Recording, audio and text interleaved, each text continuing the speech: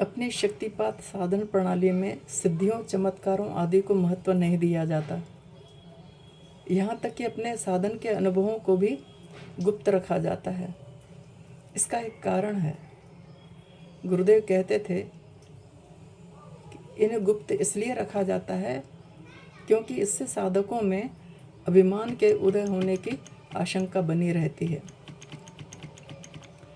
परंतु इसके साथ ही यह भी सत्य है कि समय समय पर सिद्ध महापुरुषों की सिद्ध अनुभूतियाँ अन्य साधकों में साधन के प्रति नवीन उत्साहवर्धन का कार्य भी करती हैं, जिससे प्रेरित होकर वे साधन पथ पर और अधिक तीव्र गति से अग्रसर होने के लिए तत्पर हो जाते हैं। एक लाभ भी है। यहाँ एक प्रश्न अंतर में उठता है कि चमत्कारों को प्रकट करने में पारमार्थिक कल्याण किस प्रकार हो सकता है। तो इस संबंध में एक महापुरुष का कथन है कि कर्म ही मंथन है, उसी से ज्ञान होता है।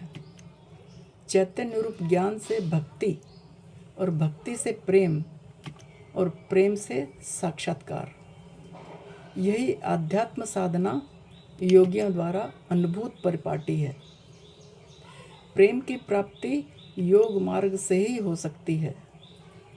साधारण प्रेम मनोविकार मात्र हैं। योगी ही सच्चा प्रेमी होता है। आश्रितों के दुख नाश के लिए कभी कभी योगियों द्वारा प्रदर्शन आवश्यक हो जाता है। चमत्कारों का प्रदर्शन कभी कभी आवश्यक हो जाता है। सदा से भारतवर्ष योगियों का जन्मदाता रहा है। सच्चे सिद्ध योगी अपनी सिद्धियों को उजागर न करते हुए उन्हें गोपनीय रखना ही पसंद करते हैं अधिकतर। ऐसे योगी अधिकांशतः निर्जन प्रदेशों में जाकर विरक्ति को अपनाकर अपना साधना में जीवन व्यतीत करते हैं।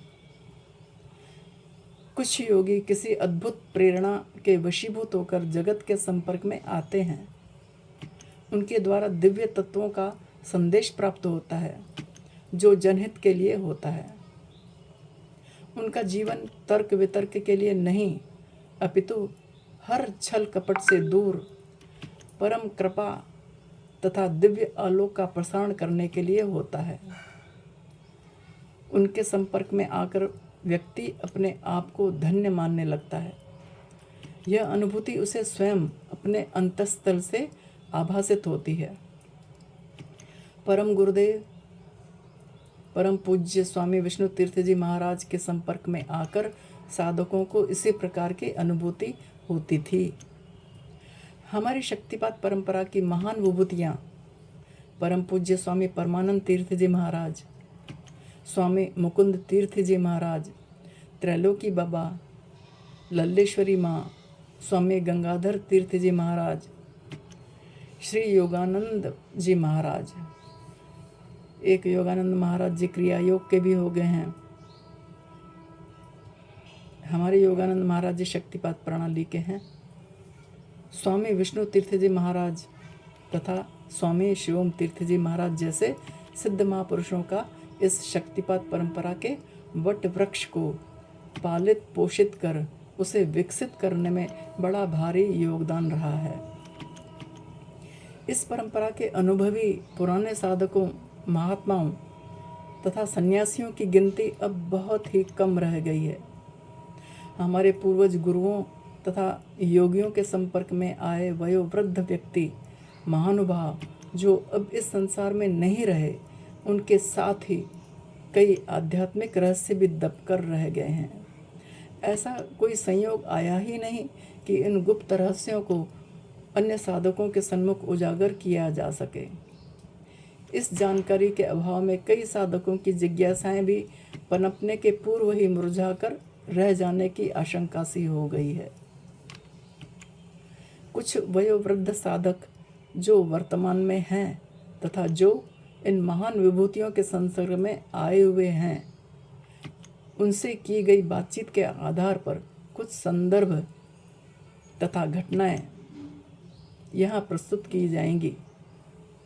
जो अभी तक गुप्त ही रही हैं, उन्हें प्रस्तुत करने का मुख्य प्रयोजन यही है कि इस परंपरा के साधकों के साथ साथ नए आने वाले साधकों को भी इस महान तीर्थ स्वरूप योगियों की शक्ति के विषय में कुछ ज्ञात हो सके, ताकि वे उनके जीवन से प्रेरणा प्राप्त कर सकें, साधन में और अधिक उन्नति कर सकें। उनके गुप्त साधना में जीवन से छिटक कर कुछ ही घटनाएं हमारे समक्ष आ पाई हैं। स्वामी विष्णु तीर्थ जी महाराज के सत शिष्य उत्तराधिकारी स्वामी शिवम तीर्थ जी महाराज भी उन्हीं के पद चिन्हों पर चलते थे।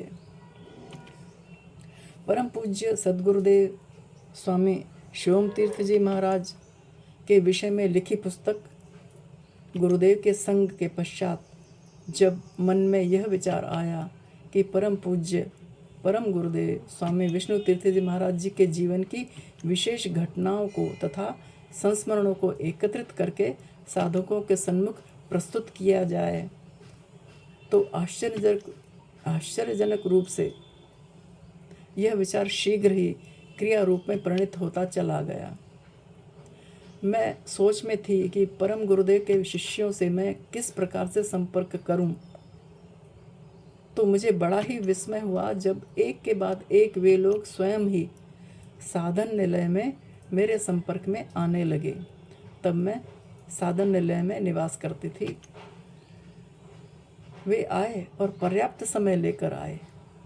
यह गुरु शक्ति की प्रेरणा नहीं तो फिर और क्या है। श्री गुरुदेव के आशीर्वाद के फलस्वरूप ही मेरा विचार साकार रूप लेता चला गया।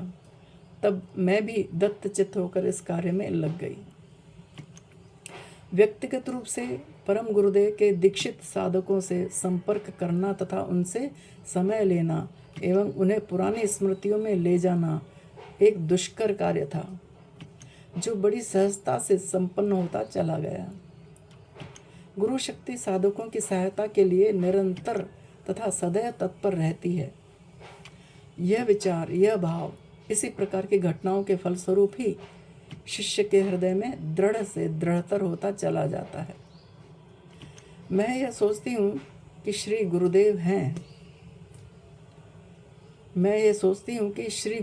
हैं, इस धारणा को यदि हृदय से निकाल दिया जाए तो शेष क्या रह जाएगा?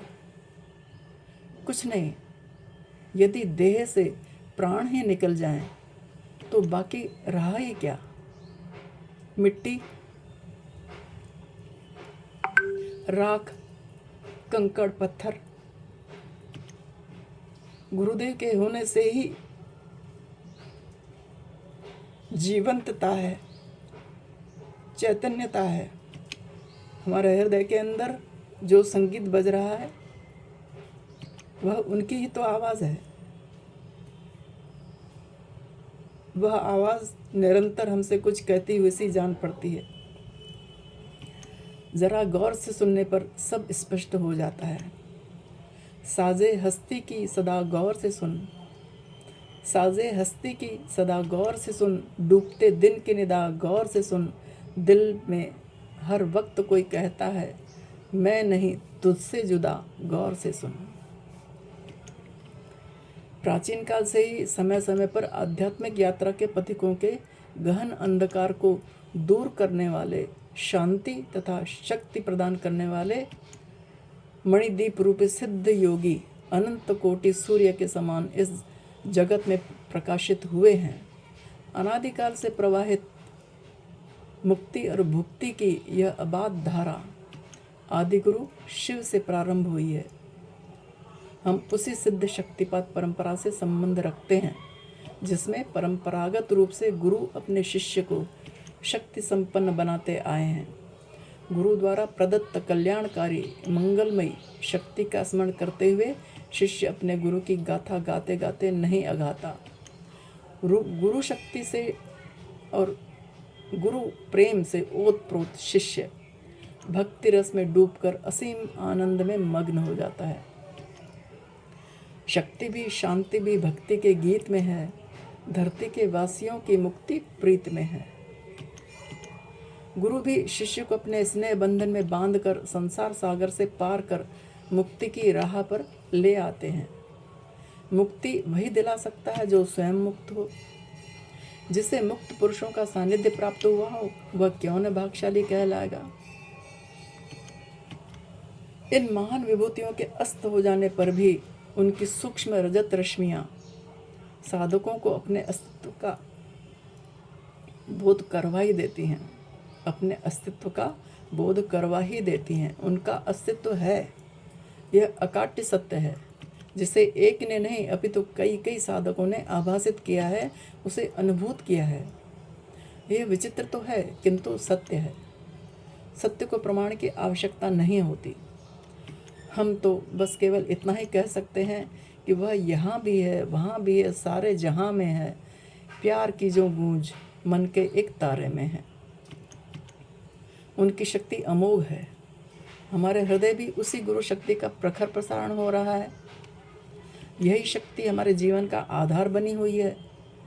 इसी शक्ति के सहारे ही हम जीवन में आगे बढ़ने का साहस मिलता रहता है। राह में आने वाली विभिन्न बाधाओं का निवारण भी यही शक्ति करती है। इसी गुरु शक्ति में सब कुछ निहित है।